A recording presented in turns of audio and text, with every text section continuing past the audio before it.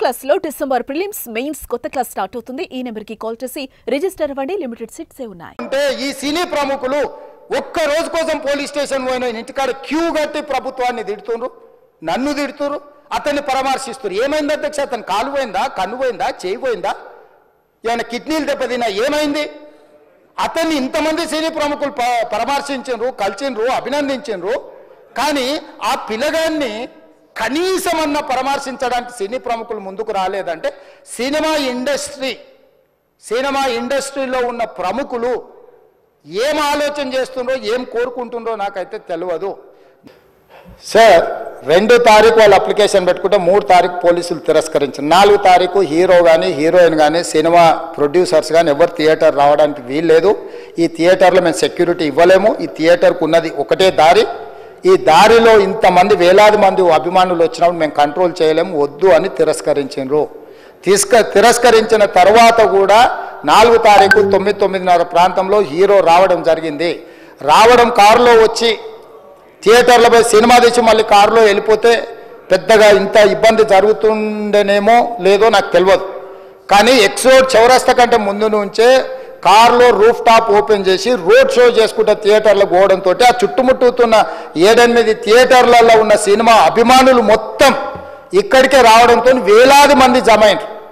ఆ గేట్ ఒక్కసారి hero car లోపలికి పంపించడానికి ఆ ఉన్న గేటు తెరవడంతో వేలాది మంది ఒక్కటేసారి ఉప్పెనలాకి వచ్చారు.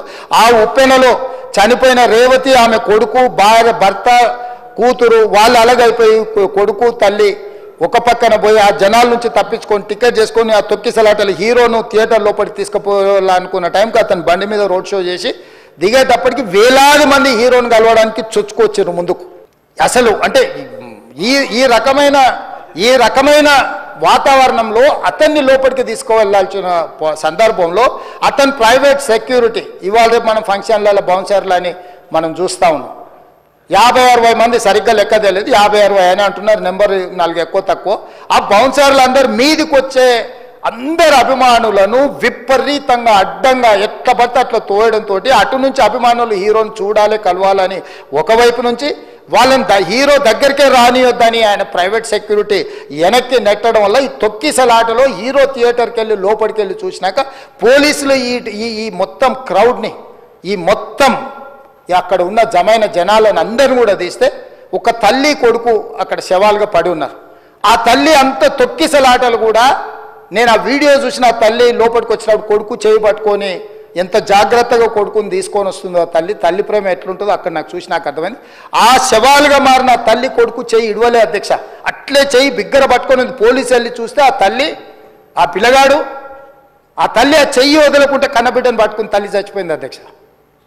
అట్లాంటి సిచ్యువేషన్లో పోలీసులు తల్లిని కొడుకుని హాస్పిటల్కి అక్కడ ఫస్ట్ ఎయిడ్ ట్రీట్మెంట్ చేసిండ్రు. పోలీసులు ఏం డాక్టర్లు కాదు, హుటాహుటిన తరలించిండ్రు. హాస్పిటల్కి వెళ్ళిన తర్వాత తల్లి చచ్చిపోయింది, పిల్లోడు కోమాలు ఉండు. ఆల్మోస్ట్ పోలీసులు పిల్లవాడు కూడా చచ్చిపోయింది అనుకున్నారు. బ్రెయిన్ డెడ్ అయింది, ఆక్సిజన్ అందక ఆ అబ్బాయికి. సో ఆ సిచ్యువేషన్లో వెనక్కి పోలీసులు వచ్చి హీరో గారికి విషయాన్ని తెలియజేసి హీరో గారు వెళ్ళిపోతే హీరో ఎందుకు వెళ్ళిపోవాలనుకున్నారు పోలీసులు అంటే ఇంకా వేలాది మంది అభిమానులు అక్కడనే ఉన్నారు. హీరో గారు థియేటర్లో కూర్చొని ఉండడం వల్ల, సినీ ప్రముఖులు ఉండడం వల్ల ఈ బయట జమైన వేలాది మంది అభిమానులు అక్కడ నుంచి పోకుండా అక్కడనే ఉండడంగా థియేటర్ లోపల కూడా బాల్కనీలో, టాప్ బాల్కనీలో హీరో కూర్చుంటే కింది నుంచి పై వరకు వెనక్కి తొక్కుట పైకెక్కి హీరో చేతులు కలపాలని కోతులు ఎగబడ్డట్టు, కోట మీదకి కోతులు ఎగబడ్డట్టు ఉల్టా పైకి తొక్కిసలాట జరిగింది అధ్యక్ష.